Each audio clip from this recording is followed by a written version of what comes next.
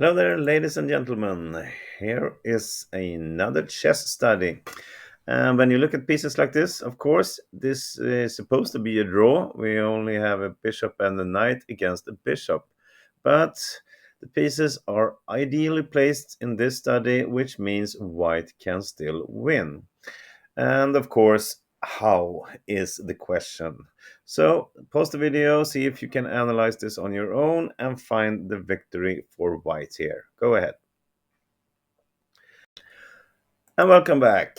Okay, so we are not looking at a bunch of wrong moves here, actually, because if we allow this king to come to f7, it's a pretty easy draw for black. So we need to stop that and we need to attack this bishop. So the key move to begin with is king g6. Attacking the bishop, keeping the king in the 8th rank, and well, if we win this bishop, we have a knight and a bishop against the king, which is a win. We all know that. It's not easy, but it is a win. So, okay, the bishop needs to move, and he has only 3 separate squares that will save this bishop for now. And we're going to look at all of them. So, the first one is pretty easy. We just continue with a check with a fork, and we will take the bishop. Game over. Okay, and then we're gonna look at bishop d2 and we're saving e3 for later. So after bishop d2, how do white win from here? Can you see that? It's pretty obvious. I'm not saying it's total, but this is for sure the only move that wins. Bishop a3 check. We do not want the king to come out to e7, so we need to attack him. And of course, it's a forced move. Well, they can put the bishop in between, but we are not looking at that. So the king comes to g8. And now, this is a pretty nice move. Only one move wins this for white now. Can you see it? We have the bishop in a good place. The king is in a good place, so we need to improve the position of the knight.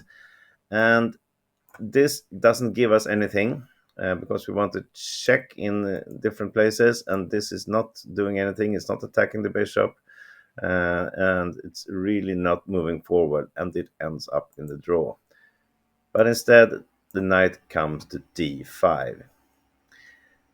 Now we are threatening the knight to come to f6, and really he cannot stop it.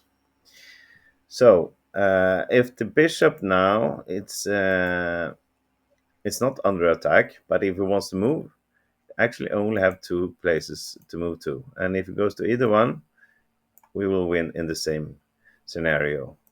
Knight f6 check, king is forced into the corner, and simply bishop f8. And it will follow a checkmate on g7. And now it's really not in black's favor that he has this bishop, because if he wouldn't, it would be a stalemate. But now he can do a pointless tempo move for him and a perfect tempo move for us, and we will end this with a checkmate. So after knight d5, if it doesn't move the bishop, instead it moves the king, only one square to move to into the corner, it's also a pretty easy win. We are not going for the checkmate, but instead we're going to take the bishop. Can you see how? Check. Kings come up. Another check. If he goes back, well, then we have a check like this, a discovered check to the king, and we will take the bishop. And if it decides to try to run away, well, it's even worse. Then we play bishop a3, which is actually a checkmate in 2. It's a check, the king cannot move, we can only put the bishop in between, and we take it with checkmate. So that was happen if black plays bishop d2 as his first move. We play king g6. If it goes to d2, we looked at that. Now let's look what happens if it comes to e3. It's a little bit different than the other plan. Can you see how white wins from this position? Okay, actually, now this is not good enough. This is only a draw.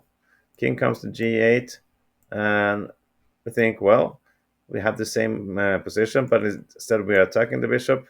But the thing is, he's now allowed to go to d4, owning this diagonal, and when he does, there's no way we're going to win this. So we cannot allow the bishop to get in that perfect position like that. So after bishop e3, instead, the winning move for white, the only winning move for white is bishop g7, check. This is a great attacking move.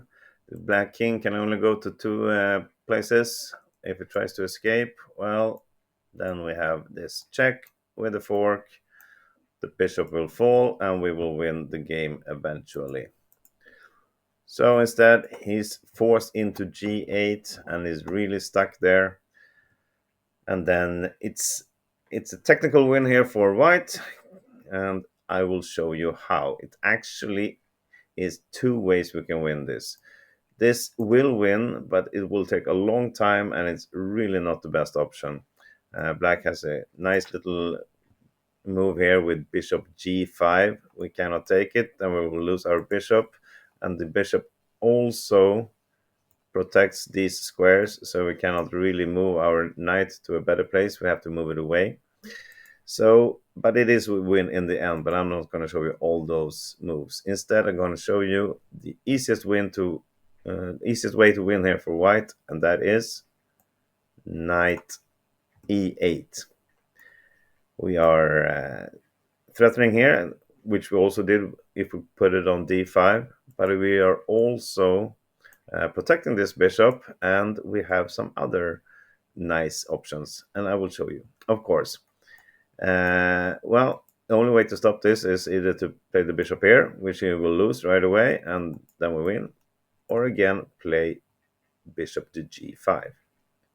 Now we cannot take it, because then black will move out, and he will take one of our pieces, and that's a draw. But the thing is, the knight is a lot better placed on e8 than d5, because we want to keep our bishop here, and we want to move the knight to d6. And the point is, of course, that we want to put it on f5, and from f5 we are threatening checkmates all over.